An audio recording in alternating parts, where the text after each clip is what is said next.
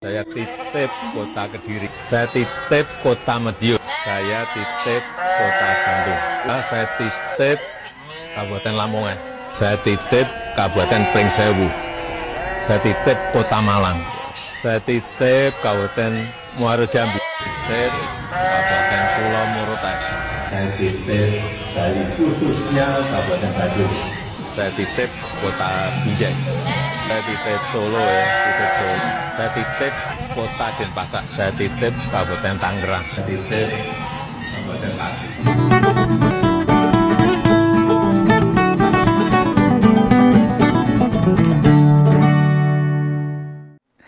Ketemu lagi dengan Om Begawan dalam Ngopini Politik Ngompol. Ini saya prihatin banget ini kenapa ini perkara polisi kok ora mandek-mandek ya. Kasus soal polisi tembak polisi nembak siswa SMK ya belum selesai. Ini ada kasus baru lagi nih. Polisi membunuh menganiaya ibu kandung di Bogor hingga tewas. Aduh. Untuk yang siswa SMKN 4 Semarang itu tudingan korban sebagai gangster, lalu bawa parang panjang, diragukan banyak pihak. Nah, dari video yang ditunjukkan pihak keluarga dan berbagai medsos sudah tersebar, jelas banget kalau siswa SMK itu dicegat dan ditembak di jalanan. Nah, kok bilangnya melerai tawuran. Ya ini akhirnya minta maaf ini Kapolres Tabes Semarang. Kabid Propam Polda Jateng malah nyebut penembakan itu tidak terkait tawuran. Nah, piye jaline? Wis lah, rakyat ki aja dibohongin Pak, nanti malah merusak nama institusi kepolisian.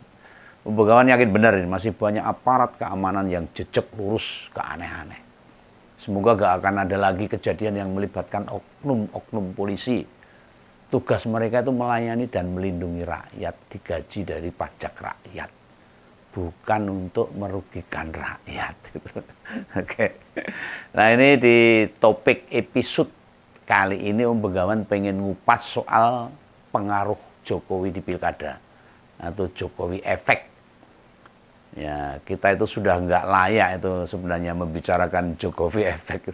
Ya kenapa? Nah, berdasarkan hasil pilkada kemarin itu terbukti dukungan yang diberikan mantan presiden atau kata yang lain itu nitip ke itu gak signifikan pengaruhnya. Kedatangan para kandidat ke sumber, maksudnya ke rumah pribadi mantan, lalu melakukan rekaman, belas ora signifikan. Ya kaya suara klopo tiba itu beluk. Dan di beberapa wilayah yang menang, belum tentu juga faktor utamanya itu pengaruhnya dia. Ada faktor lain juga. Makanya nek ana sing ngupas-ngupas andilnya Bapak Wapres kuwi sakjane wis gak pantes buat dipertimbangkan. Tapi ning di media mainstream masih membahas babakan itu.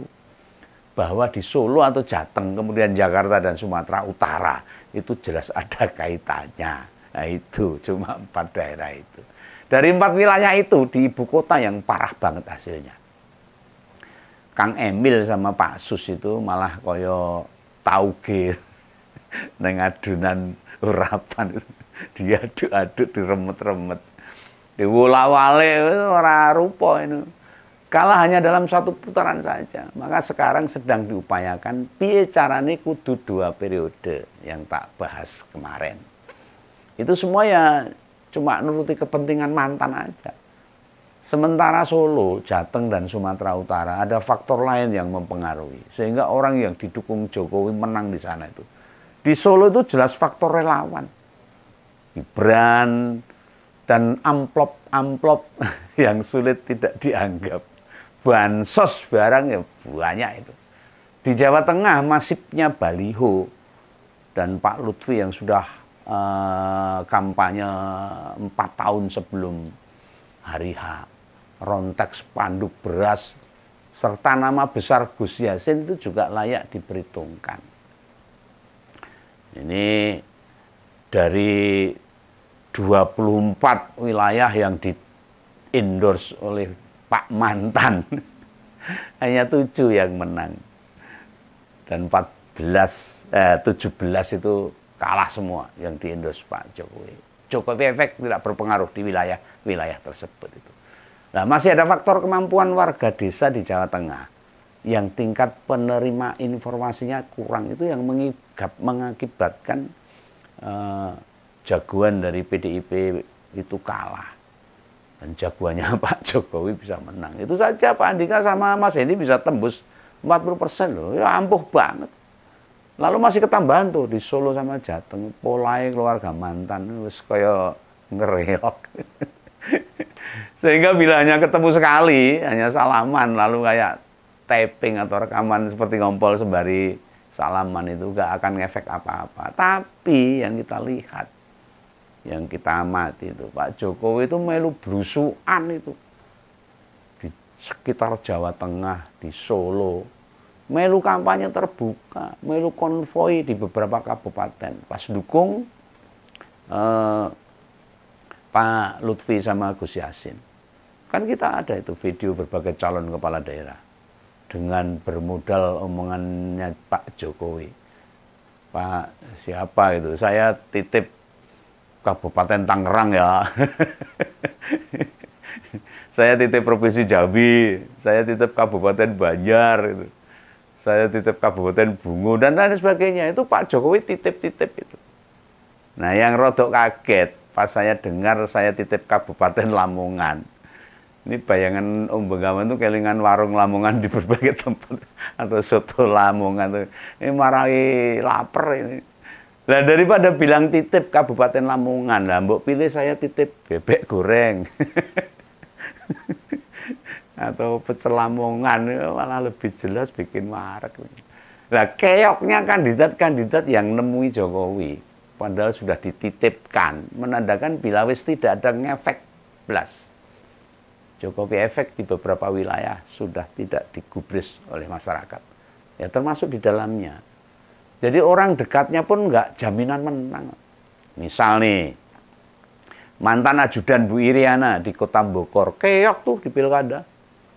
Namanya Mas Sandy Ferdiansyah itu. Ada di urutan paling bawah malahan. Artinya tuh Jokowi efek di Bogor juga sudah nggak dianggap lagi. Di Kabupaten Karanganyar itu, si Gen Z, anak milenial, anaknya mantan bupati, Pak Yuliatmono, itu runtang-runtung tuh karo Kaisang itu. Iya, ya ora jaminan menang, kalah sama Pak Robert yang mak bedunduk dari partai Banteng Moncong Putih itu, alias PDI Perjuangan. Nah, Elias Akbar itu keok mesti didukung banyak partai. Dia dari Partai Golkar lalu didukung oleh Kim Plus Plus. Justru di pikiran Om Bengawan ini, mulai meyakini ini malah sebaliknya itu. Sebaliknya itu, meyakini berkebalikan. Didukung mantan presiden yang dapat sorotan besar itu malah jadi beban tersendiri. Secara nasional loh. Secara nasional itu tingkat partisipasi masyarakat menggunakan haknya turun drastis. Kalah dari 3 pilkada terakhir dibandingkan pilkada 2020, 2018, dan 2017. Rakyat lebih males pakai hak suara mereka. Ya, kesimpulan Om Bengawan, mereka ini malah kader-kader atau simpatisan Kim Plus Plus. Kenapa tak simpulkan gitu? Ya nariknya dari para kandidat dari PKS. Banyak dari kandidat dari PKS. Dan jadi lumbung PKS di pemilu, kok malah calon mereka malah kalah.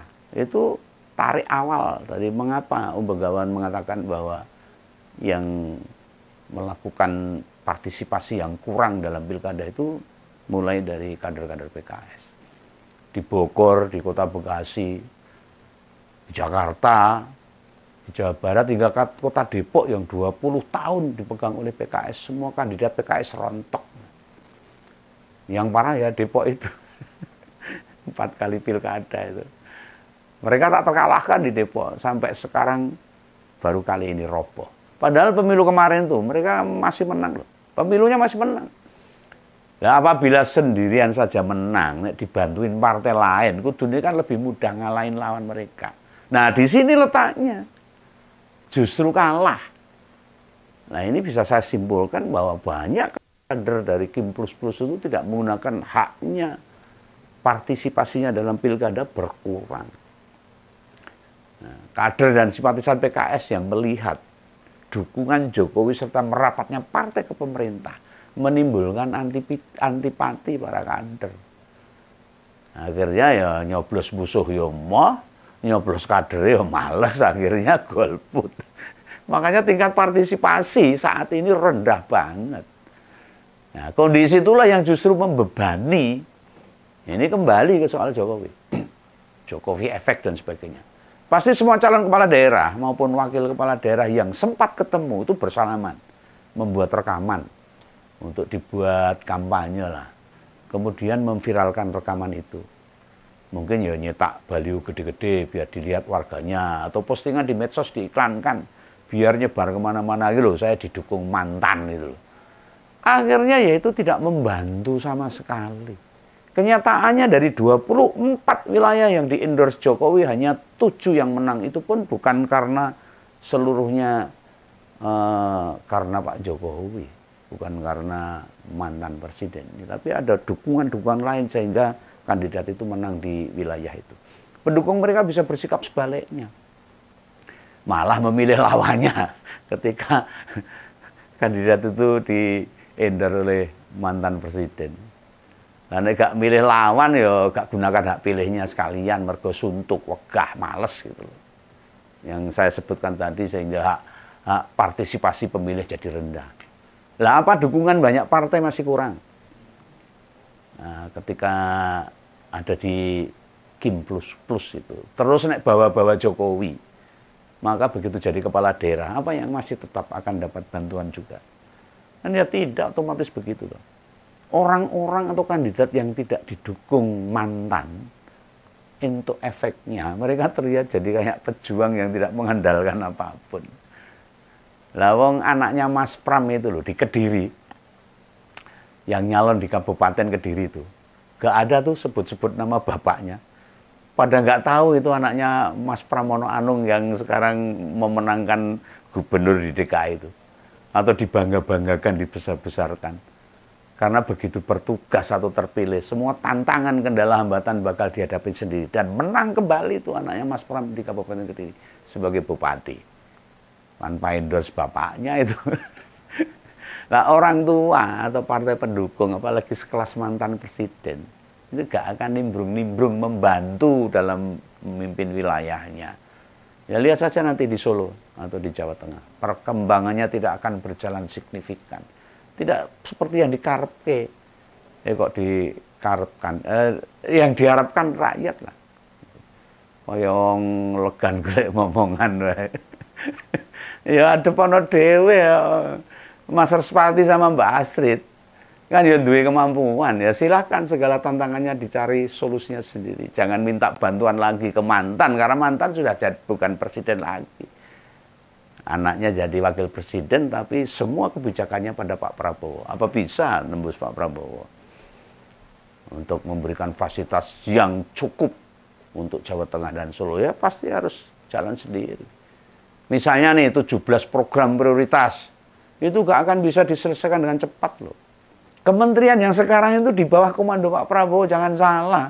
Mereka gak bisa semaunya nurunkan duit APBN buat menyelesaikan program Pemkot Solo. Ya nggak mungkin gitu mudahnya. Atau CSR perusahaan lah, termasuk di dalamnya CSR BUMN itu. Tidak selancar waktu wali kotanya Gibran, karena Gibran masih anaknya Pak Jokowi sebagai presiden. Sehingga mudah, mungkin karena takut, pekewuh dan sebagainya. Atau dana-dana hibah. Tidak segembrojok periode sebelumnya. Kayak banjir bandang lah itu, dana-dana hibah. Besok itu kering kerontang. Orang punya duit bahkan mikir. Apa keuntungannya ngucurin dana ke Solo? Nek biyen kan setor muka. Boleh jeneng mergo wali kotane mana anak presiden. Lah saiki memang sopo wali kotane? Oh, aku aja nggak kenal. Lah Pak Lutfi sama Gus Yassin ya podo ae sama. Nanti saat sudah jadi gubernur, gak akan ada program yang progresif, yang banyak bantu warga. Apabila berbagai hal itu buntu, apa ya bisa dilakukan? Yang dilakukan Pak Jokowi apa itu? Plus tidak ada, dia sudah nggak nyapat. Meh tiap hari Pak Lutfi datang ke rumahnya Sumber sana, ora diurusi, malah mau ngopi wedangan, nongkrong, teng-teng crit aja paling. Dan nanti diperhatikan pada tahun 2028 kita melihat jauh ke depan nanti. Soalnya pre-pilpres kurang setahun. Beberapa kabupaten kota lain sing wis diendos tapi kalah.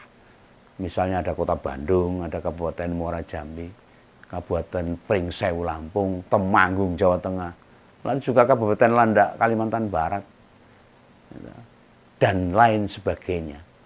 Nanti nek ngompol resih ketemu para pendukung Jokowi atau teman-teman yang ketemu pendukungnya Gibran, sampaikan video ini biar mereka akan komentar. Kira-kira komentarnya apa? Dengan 17 wilayah yang diindur Pak Jokowi nggak ada yang menang. Komentarnya apa? Pasti nanti dia kelakep, nggak bisa ngomong.